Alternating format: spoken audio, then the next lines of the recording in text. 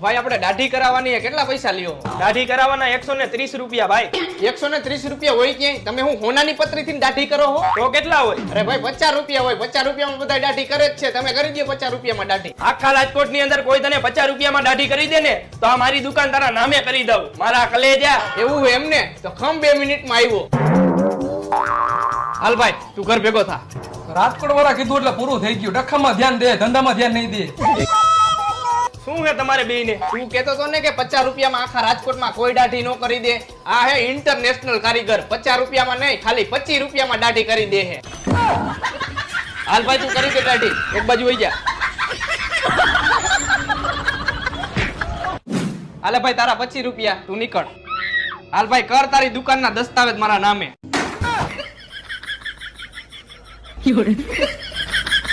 નીકળ તું.